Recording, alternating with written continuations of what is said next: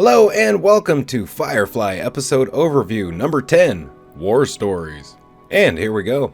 War Stories is the 10th episode of Firefly, the TV series, and was aired on Fox on December 6, 2002.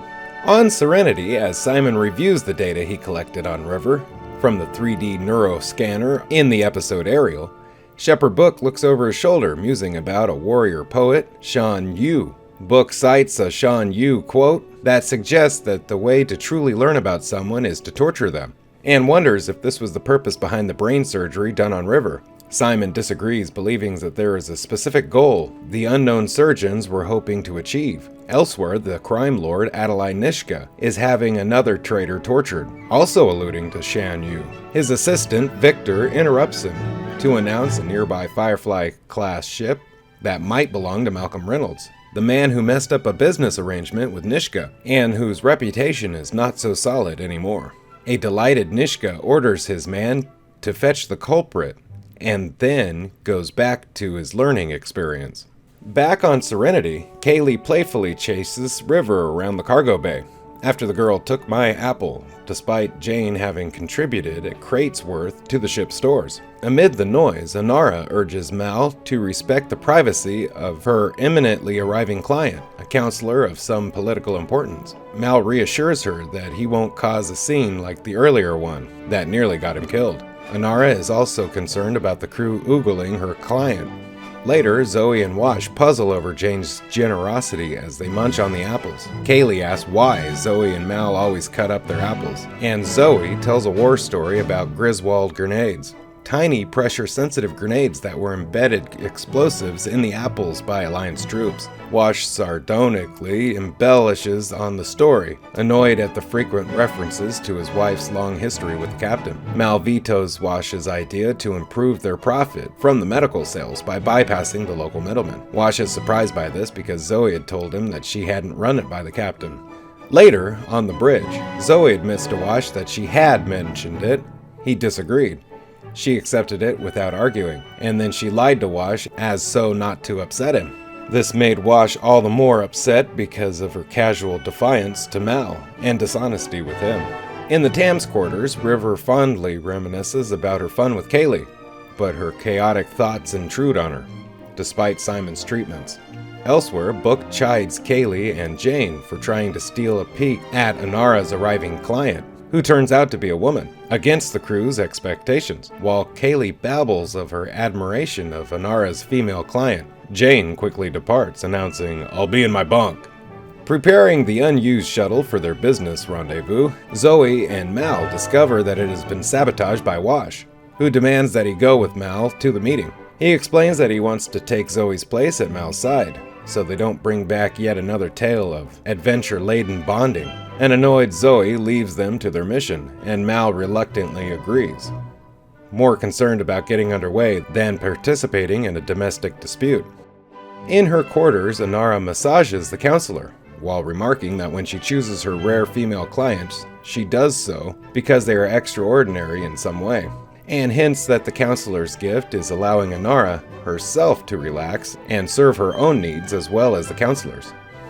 Meanwhile, Wash defends his assumption of Zoe's role to Mal, and winds up hauling the merchandise to the meeting. As the milk run deal goes down, however, the middlemen are killed by the men who suddenly arise from the sand and capture Mal and Wash. Later, Inara bids goodbye to her client, and Zoe becomes concerned about what had happened to their missing crewmates. Book volunteers to accompany them, and at the deserted meeting site, determines the weaponry used to take their people. Zoe notices the abandoned supplies and a burn trail left on the ground by a short-range craft, not commonly part of a spaceship, but of a space station. Adding up the evidence, she determines that Niska is behind the kidnapping. On Nishka's skyplex, the kidnappers bicker, with Wash becoming increasingly incensed about both the danger and that Mal regularly exposes Zoe to, and that she obeys Mal. Wash questions Mal's assertion that his first mate doesn't blindly obey him, but Mal backs it up by claiming he told her not to marry Wash. Niska appears, and soon his torturer begins with the Shan Yu-inspired torture, but Wash and Mel spend their entire time continuing their bickering, all while refusing to acknowledge the torture. Mal notices that Wash's anger keeps him from collapsing, so he hints at a sexual history with Zoe. Wash, however, is sure that this has never happened, and claims that Mel should sleep with her, just so that his wife could get past what Wash feels as asphyxiation on her captain. Mal accepts to keep Wash from breaking. Meanwhile, Zoe collects all the funds remaining from their aerial job in order to pay off Niska to release their shipmates, counting on his perverse code to treat this as a business transaction. She turns out to be partly correct, because the sadistic criminal whimsically offers to release only one of the two men for the price she offers, expecting to be entertained to see Zoe's dilemma. Niska is disappointed when she chooses her husband before he even finishes his taunt. Instead, Niska has his torturer sever Mel's ear and gives it to Zoe as a refund. By the time Zoe gets washed back to the shuttle, he immediately prepares for a rescue mission, despite briefly collapsing on the way. The rest of the crew, including an initially reluctant Jane, chooses to assist Wash and Zoe, while Inara tries to gain assistance from the counselor. Wash takes the unpowered Serenity in for a precision stealth breaching, allowing the crew to board the station before the defenders can respond.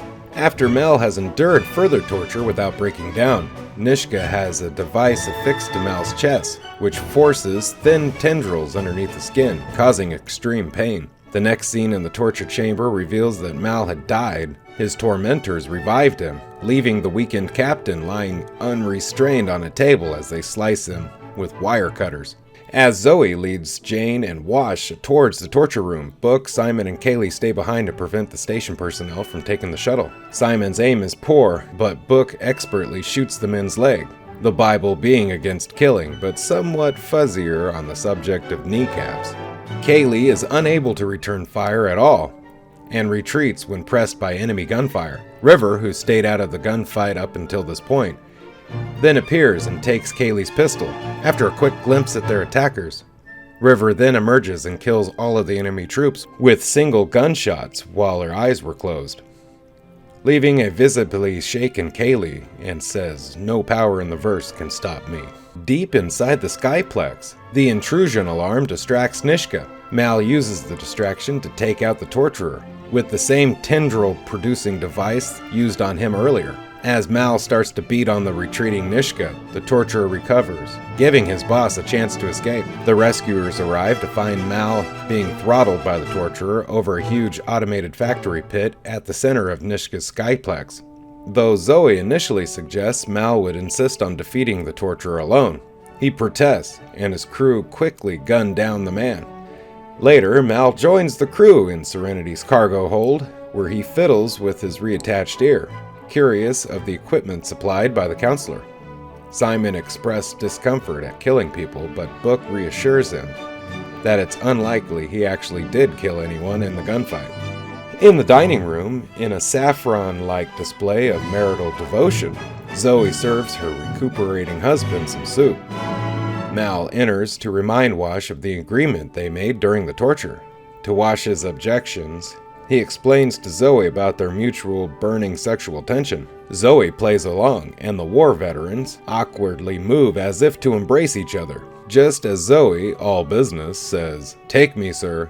Take me hard." Jane walks in and comments about something that was downright unsettling. An irate Wash finally gets up and drags his wife off, and announces that we'll be in our bunk. The episode ends with Jane immediately descending upon the abandoned soup.